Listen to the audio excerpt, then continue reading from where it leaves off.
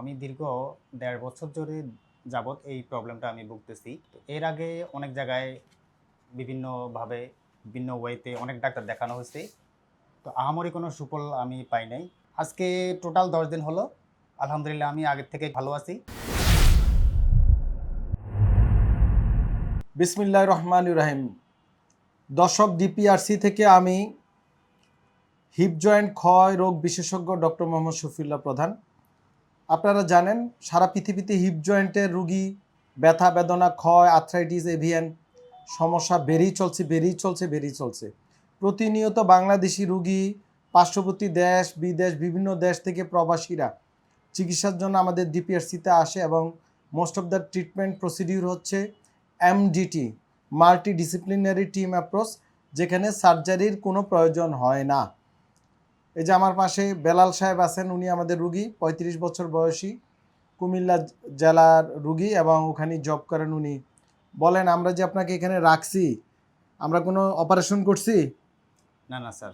করছি কি না? না, না, না, অপারেশন করি নাই, এর স্বীকারোক্তি রোগী নিজেই দিছে। এখন আমরা শুনি এই হিপ জয়েন্টে ওনার কি সমস্যা হয়েছিল, কিভাবে উনি আমাদের কাছে আসলো, বর্তমানে কি অবস্থা। বেলাল সাহেব, আপনার পরিচয় দিবেন একটু। জি, আসসালামু আলাইকুম। আমি বেলাল হোসেন, আমার জেলা কুমিল্লায়। তো আমি দীর্ঘ ১.৫ বছর ধরে যাবৎ এই প্রবলেমটা আমি ভুগতেছি। তো এর আগে অনেক জায়গায় বিভিন্নভাবে বিভিন্ন ওয়েতে অনেক ডাক্তার দেখানো হয়েছে। তো আহামরি কোনো সুফল আমি পাই নাই। তো পরিশেষে আমি আসলে খুঁজতেছিলাম যে এরকম কোথাও একটা ভালো ডাক্তার পাওয়া যায় কিনা, যেখানে যেটা সার্জারি ছাড়া ভালো একটা ট্রিটমেন্ট নেওয়া যায়।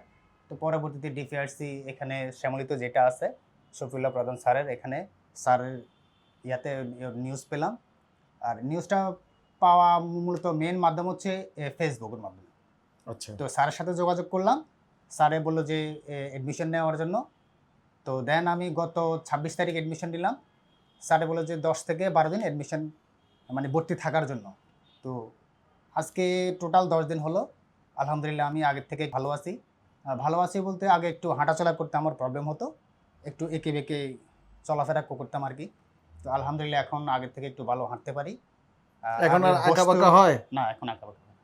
আর আগে নিচে বসতে পারতেন? বসতে একটু প্রবলেম হতো। এখন আলহামদুলিল্লাহ একটু বসতে পারি। সিঁড়ি বাইতে হ্যাঁ, এগুলো একটু প্রবলেম হতো এখন আমার। ওগুলা ধরে উঠতাম আরকি। আবার ধরে নামতে হতো। আচ্ছা, এগুলো একটু এখন আপনার একটু এই প্রবলেম সমস্যা কম হয়। বললেন ১.৫ বছর, তো এর মধ্যে কোনো চিকিৎসা নিয়েছিলেন? এর মধ্যে স্যার অনেক ডাক্তার আমি দেখিয়েছি। কেবল ওষুধ খাইছেন? ওষুধ, হ্যাঁ, শুধু কোনো ব্যথার কোনো বিভিন্ন কোনো ফিজিওথেরাপি, অন্য কোনো থেরাপি নিয়েছেন?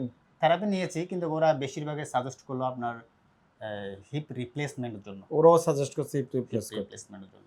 তো দর্শক, এই এভিএন বা হিপ জয়েন্টের সমস্যা নিয়ে কিন্তু আমার দেখবেন রিভিউ প্রচুর আছে রুগীর, অনেক কয়েক শত রিভিউ আছে ডিপিআরসির ইউটিউব ফেসবুক পেজে, ডক্টর শফিউল্লাহ প্রধান ইউটিউব ফেসবুক পেজে, বিভিন্ন টেলিভিশন পত্র পত্রিকা নিয়মিত নিউজ করে যাচ্ছে আলহামদুলিল্লাহ।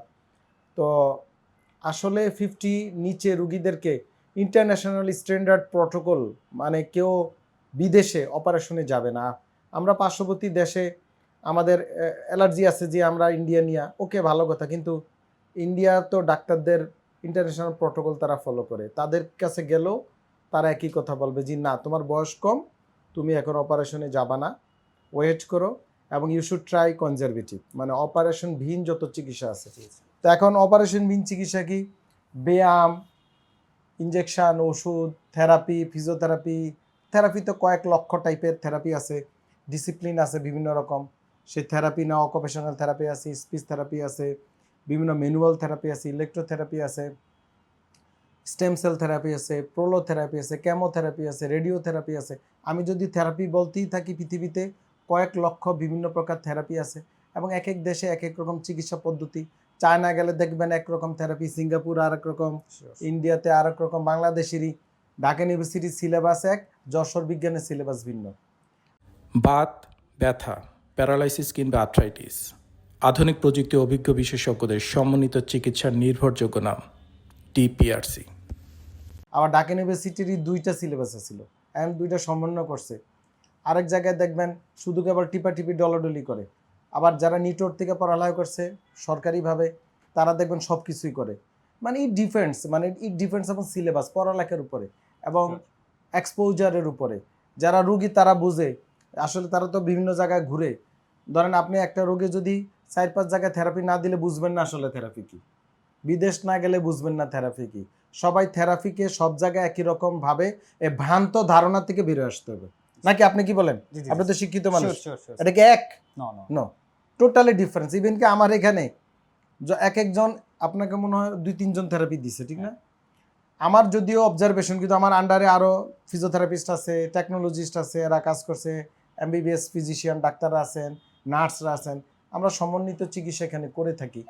তো ওনাকেও কিন্তু এক এক দিন এক একজন থেরাপি দিছে, ঠিক না? মাঝে মাঝে ডিফারেন্স আছে না? ডিফারেন্স তাদের মধ্যেও ডিফারেন্স আছে। যদিও প্রোটোকল আমরা ডেভেলপ করছি যে আমরা এভিএন রোগীর ক্ষেত্রে কি করি সেটাও কিন্তু কনফার্ম না, এক এক রোগী আবার চেঞ্জ করি আমরা, আন্ডারস্ট্যান্ড? যেমন আমরা ওনাকে পিআরপি থেরাপি দিছি, is not? G G yes. তো হোয়াট ইজ পিআরপি থেরাপি? সেটা হচ্ছে one type of stem cell therapy. সেটা রোগীর ব্লাড নিয়ে প্লাটেলেটকে আলাদা করে প্রযুক্তি, উই হ্যাভ প্রযুক্তি, সেটা আলাদা করে সেটা আবার আরেকজন করে, আমাদের এখানে ডিপার্টমেন্ট আলাদা আছে, সেই অনুযায়ী আমরা আবার ইঞ্জেকশন পুশ করে এখানে দিয়ে দিয়েছি। পাশাপাশি বিভিন্ন প্রকার মেশিনপত্র আছে, এটা যে আসছে উনি জানে কী জাতীয় মেশিন আছে। তো অনেকে মেশিন, ছবি, ভিডিও দেখাইয়া, সুই দেখাইয়া রোগীরা আকৃষ্ট করে, এটা আসলে ইথিক্যাল অ্যাসপেক্ট না। ইথিক্যাল অ্যাসপেক্ট হচ্ছে আমি রোগ নিয়ে কথা বলবো, চিকিৎসা নিয়ে কথা বলবো, রোগী বাসায় কি করবে, কি ব্যায়াম করবে, কি খাবে না খাবে সেটা নিয়ে কথা বলবো। কিন্তু ট্রিটমেন্ট কি দিব না দিব এটা প্রত্যেকটা রোগী আলাদা। ধরেন ওনাকে বলেছি অত এটা করব, কিন্তু করতে গিয়ে দেখলাম না এটা করা উচিত হবে না বা করে লাভ নাই, তখন আমরা চেঞ্জ করি, প্ল্যান চেঞ্জ। আন্ডারস্ট্যান্ড? আমার মনে হয় শিক্ষিত এবং যারা জ্ঞানী তারা আমার কথা বুঝতে পারেন। সো থেরাপি মেশিন আর ইউটিউব ফেসবুকে দেখে পাগল হয়ে গিয়া চিকিৎসা দেওয়া যাবে না। একটা রিনাউন্ড রিহ্যাব হসপিটাল বলেন, সেন্টার বলেন, ক্লিনিক বলেন, সেখানে এবং রিনাউন্ড চিকিৎসকের আন্ডারে সরাসরি তত্ত্বাবধানে বিশেষত টিম ওয়ার্কের মাধ্যমে চিকিৎসা করলে আপনি ভালো রেজাল্ট পাবেন। ব্যথা এবং প্যারালাইসিস এই দুই রোগের চিকিৎসার টিম ওয়ার্ক ইম্পর্টেন্ট। হার্টের ক্ষেত্রে হার্টও টিম ওয়ার্ক করা লাগে, কিন্তু একজন ইন্টারভেনশনাল কার্ডিওলজিস্ট আলাদা, কার্ডিয়াক সার্জন আলাদা, ওষুধ দেয় ডাক্তার, কার্ডিওলজিস্ট আলাদা। কিন্তু ব্যথার ক্ষেত্রে কিন্তু টিম ওয়ার্ক করতে হয়। এখানে ফিজিশিয়ানের ভূমিকা আছে, ফিজিওথেরাপিস্টের ভূমিকা আছে, টেকনোলজিস্টের ভূমিকা আছে, ঔষধের ভূমিকা আছে, ইঞ্জেকশনের ভূমিকা আছে, ইলেকট্রোথেরাপির ভূমিকা আছে, ব্যায়ামের ভূমিকা আছে, নার্সের ভূমিকা আছে, অ্যানাস্থেসিওলজিস্টের ভূমিকা আছে, অ্যানাদার ফিজিশিয়ানের স্পেশালিস্টের ভূমিকা আছে। This is a team work. So এই টিম ওয়ার্ক যেখানে হবে সেখানে প্রপার ট্রিটমেন্ট হবে। এখানে ড্রাই নিডেলিং বা আকুপাংচারেরও ভূমিকা আছে। শুধু আকুপাংচার, শুধু ড্রাই নিডেলিং, শুধু ম্যানুয়াল থেরাপি দিয়ে ব্যথা প্যারালাইসিস রোগী ম্যানেজ করা, প্রিভেনশন করা, রিহ্যাবিলিট করা, কিউর করা সম্ভব না। কি আপনার কাছে কি তাই মনে হয়? জি জি জি একটা দিয়ে এটা হবে না, এটা combination, multi disciplinary team approach এবং need assessment, everyday assessment. Everyday assessment. একজন চিকিৎসক যারা ভিডিওটা দেখতেছেন, দে নোজ যে অ্যাসেসমেন্ট মানে কি, what is assessment. Every time physiotherapy বা disability treatment alternative to surgery, একজন সার্জন জানে তার রুগী চিকিৎসা করতে গেলে সে কিভাবে কাজটা করে, কি সার্জারি করতে গেলে তাকে কি করতে হয় সে জানে, এবং প্ল্যান একরকম করতে গিয়ে অনেক সময় চেঞ্জ হইতে হয়। So this is the important. জ্ঞানীরাই শুধু আমার কথা বুঝবে। তো আপনার কিছু বলবেন? না স্যার, আমার ওভারঅল সব কিছুই ভালো লাগে, তবে সবচেয়ে বেশি যেটা ভালো লাগলো সেটা হচ্ছে আপনাদের ম্যানেজমেন্ট সিস্টেমটা একটু ভালো। আপনাদের কিন্তু ম্যানেজমেন্ট সিস্টেমটা মনে করেন যে কোনো জিনিস শর্ট পড়লো বা কোনো জিনিস না বুঝলে ওদের কাছে গেলে ওটা ভালো হেল্প করে। কাউন্টারে গিয়ে আমি এটা অনেক ভালো হেল্প পাইছি এটা। না, গুড ম্যানেজমেন্ট ছাড়া তো আপনি প্রতিষ্ঠান চালাতে পারবেন না। আমি একটু ভালো দেখলাম। হ্যাঁ, আর একটা সাইড হলো আপনাদের ওয়ার্ড ভিত্তিকভাবে যে থেরাপিস্টরা আছে ওনারা খুব অ্যাক্টিভ, এমনকি খুব ভালো খেয়াল রাখে ওনারা। গুড। তো এইটা আমাদের যে টিম ওয়ার্ক করতে হবে। আমার এখানে আপনি তো অন্য কোথাও থেরাপি নিয়েছেন? জি আচ্ছা, ওইখানে কোথাও নার্স দেখছেন আছে? No no no. But DPRC থেরাপিতেও আমরা নার্স ইনভলভ আছে। আমাদের এখানে নার্স রেগুলার ওনাদের প্রেশার মনিটর, ডায়াবেটিস, মানে যার যেটা দরকার চার্ট করা এগুলা করে। অন্য থেরাপি সেন্টারে কোনো ফিজিশিয়ান দেখছেন? এমবিবিএস ডাক্তার নাই। আমাদের এখানে আছে ডিপিআরসিতে নিয়মিত দেখে। বুঝাইতে পারছি তো? এই যে টিম ওয়ার্ক, এই টিম ওয়ার্ক একমাত্র ডিপিআরসিতে সম্ভব, আলহামদুলিল্লাহ। আর যদি সরকার করে, সরকার অনেক টাকা আছে, ক্ষমতা আছে, পয়সা আছে, সরকার চাইলে সব কিছু করতে পারে। বাট প্রাইভেটলি আলহামদুলিল্লাহ আপনারা দোয়া করবেন যেন আমরা এই প্রযুক্তি আরো আপডেট করতে পারি, আরো নতুন নতুন মেশিন আনতে পারি, আরো বিভিন্ন অত্যাধুনিক বিদেশি ওষুধ, ভালো ওষুধ, বাংলাদেশে ওষুধ ভালো প্রোডাকশন হয় ফার্মাসিউটিক্যালস। এখন বাংলাদেশের ওষুধ শিল্প অনেক উন্নত, যেটা আগে আরো 10 বছর আগে আমরা অনেক ইনগ্রেডিয়েন্ট পাই নেই, বিদেশ থেকে আনতে হইতো, এখন আমাদের দেশে তৈরি হয়। এটা তো সৌভাগ্য। এই রুগীরও আমরা যে সকল সাপ্লিমেন্ট বা ওষুধপত্র দিয়েছি এগুলোও কিন্তু কম্বিনেশন, যেটা বাংলাদেশে আগে হইতো না, এখন হয়। তো সবাই ভালো থাকবেন, আমাদের জন্য দোয়া করবেন, রুগীদের জন্য একজন একজনের জন্য আমরা দোয়া করি। বদদোয়া না দিয়ে দোয়া করলে কি হবে, মানুষের উন্নয়ন হবে, আপনার জন্য ভালো এটা।